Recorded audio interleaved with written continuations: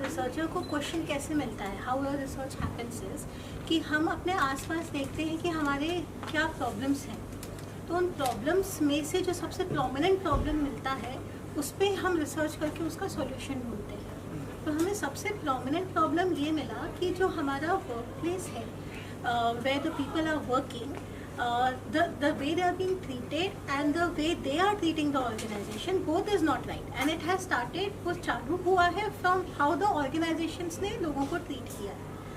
अब इस वजह से क्या हो रहा है, the companies are going into losses, companies losses में जा रहे हैं, एम्प्लॉयज़ क्योंकि खुश नहीं हैं, उनको अलग तरह के डिस्ट्रेस हो रहे हैं, they are suffering from अलग तरह के mental disorders also because work place में इतना स्ट्रेस और प्रेशर है।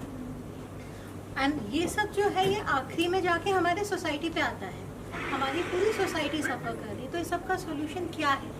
हमारे पास इतने सारे HR प्रिंसिपल्स हैं, प्रोसेसेस इन प्लेस हैं जो हम on paper and actually follow भी करते हैं, तो वो एक्चुअली काम नहीं कर रहे हैं। तो हमें हमारे मैनेजमेंट जो डोमेन है उसको वी नीड टू गिव, हमें कुछ देना है which is more implementable, which is relevant to the current times के हिसाब से जो किया जा सकता है, जो ज़रूरी है।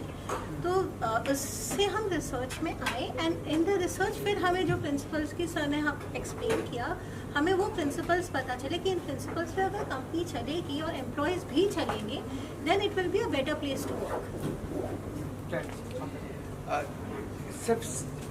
डॉक्टर अंशुल ने बहुत सही फरमाया है, ये उनकी किताब है और मैंने इस किताब को पढ़ी भी थी और कुछ महीने पहले इसको हमने लॉन्च भी किया था। और इसके बाद आज हम ये ये हम प्रचार करना चाहते हैं इसके बारे में कि ये जो वर्क प्लेस स्पिरिचुअलिटी है ये नया कॉन्सेप्ट नहीं है, लेकिन क्या हुआ है कि हर दौर में उसके मायने या उसके रूल्स बदलते रहते हैं बिकॉज जो generation changes, and that is Y उनका जो रिसर्च है वो मोस्ट रेलिवेंट है बिकॉज वो रिसेंट है। और उन्होंने देखा कि बहुत सारे तनाव और टॉक्सिसिटी है वर्क प्लेस में, क्योंकि कोविड आया, उसमें एट्रिशन रेट बहुत ऊपर चला गया, ले ऑफ्स कितने हो गए, तो एक ट्रस्ट की इश्यू बन चुकी है। आज एम्प्लॉय भी बोलता है कि यार मैं 2 साल कम करूँगा, निकल जाऊँगा। एवरीबडी इज बिकम वेरी मतलबी, so and it is okay in some levels, हम सेल्फिश होते ही हैं, बट कैसे हम एक दूसरे भी ऑर्गेनाइजेशन है जहाँ पे लोग काम कर रहे हैं लेकिन वो दिल से काम कर रहे हैं, तो कहीं ना कहीं वो उन्होंने कुछ सही चीज़ें करी है।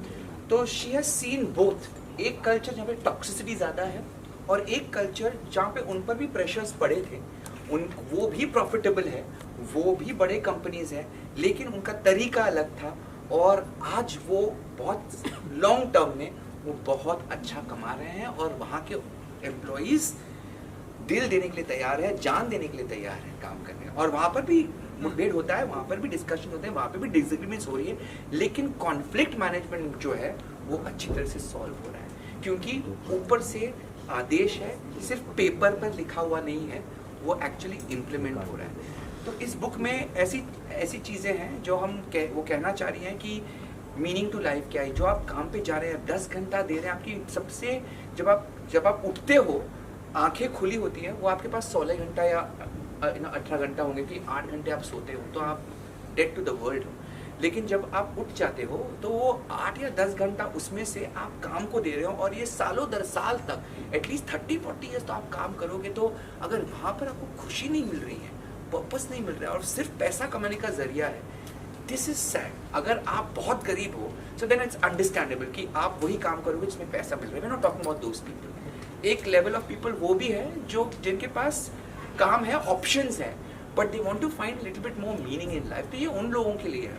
It's not for people who are on survival mode. तो मैं पहले ही बोल देता हूँ कि अरे आप इतना भाषण दे रहे हो स्पिरिचुअलिटी के बारे में, नहीं, आई मीन उन लोगों के लिए नहीं है, because that's very difficult life that they are living. It's really sad, and that is a different topic altogether. But there are a lot of people who feel कि अच्छा मेरे पास options है ना, how do I find meaning in life? Value systems क्या आपके और company के मिलते जुलते हैं कि नहीं?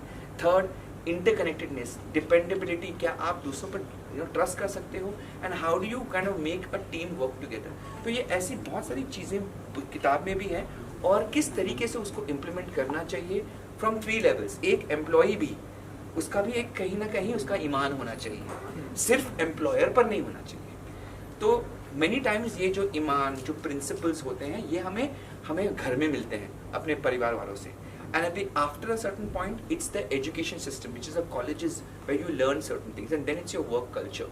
सो throughout your life you are getting certain value systems with your experiences. तो इट्स वेरी इंपॉर्टेंट कि कॉलेजेस पे, also at the workplace, and also government can implement this spirituality process, because this is the need of the hour.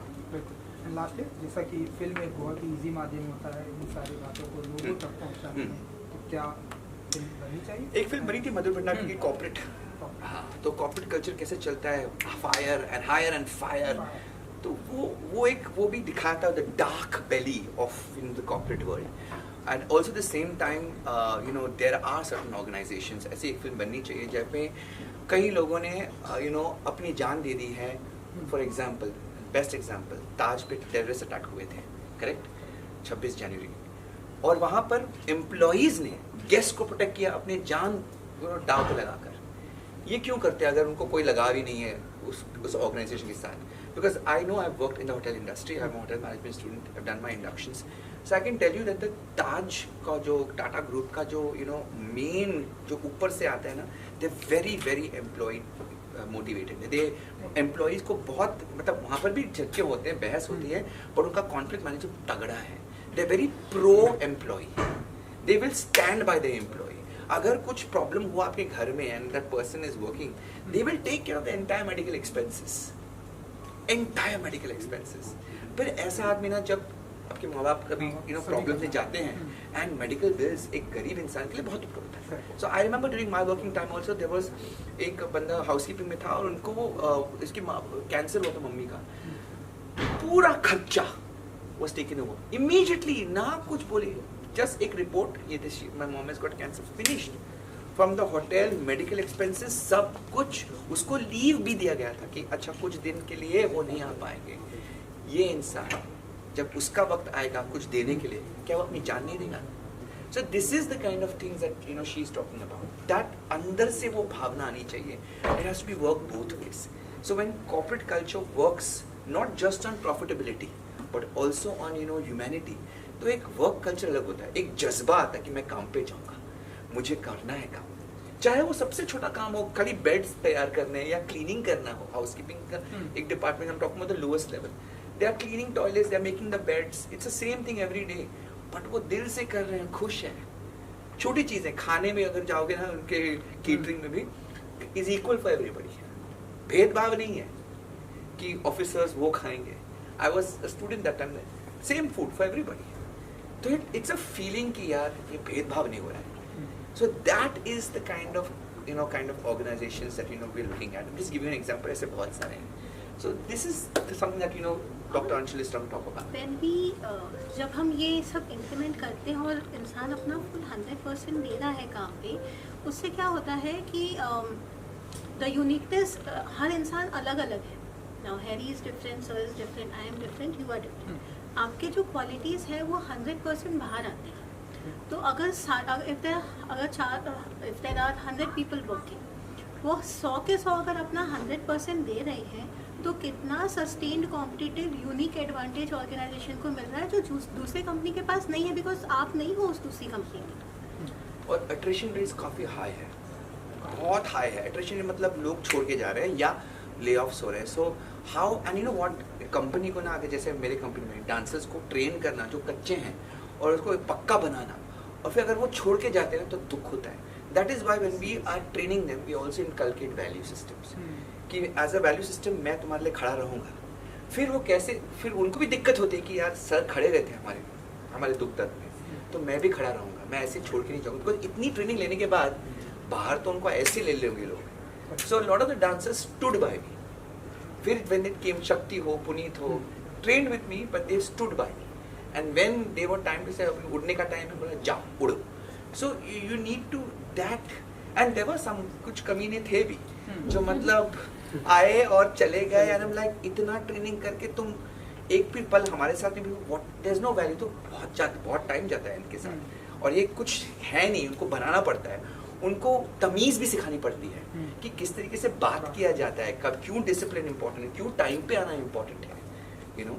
सो ये सब सिखाने के बाद जब अपना इतना इन्वॉल्वमेंट होने के बाद जब निकलते हैं, then that is why we realize कि सिर्फ डांस नहीं सिखाना है, उनको वैल्यू सिस्टम भी सिखाना है, और हमें भी सीखना है कि हम भी कमीने नहीं हो सकते हैं।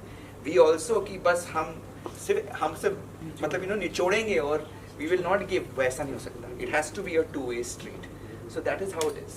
और सबसे बड़ा क्वेश्चन इसमें जो हमसे पूछा जाता है कि इसको मेजर कैसे करें, तो रिसर्च से भी already there are many scales, बहुत सारे स्केल्स ऑलरेडी हैं इसको मेजर करने के, और ये टोटली इसको मेजर करके प्रॉफिटेबिलिटी से लिंक किया जा सकता है, और ये किया गया हुआ है।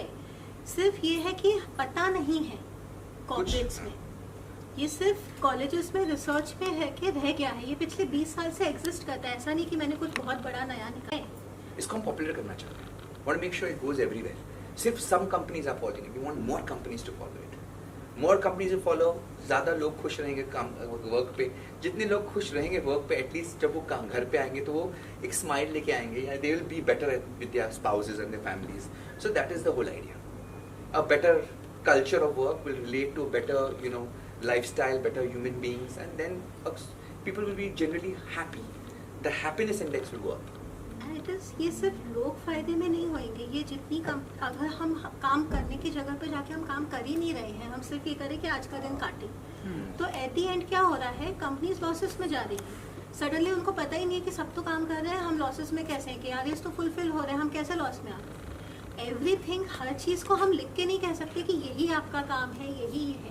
इंसान जब बियॉन्ड जाता है ना, वो अलग बात है, तब वो कंपनी की प्रॉफिटेबिलिटी इंक्रीज होती है, और उसके chances of getting into sudden losses कम हो जाती है, क्योंकि कोई हेड्स अप देगा, कोई बताएगा कि ये चीज़ गलत हो रही है, वो थैंक यू।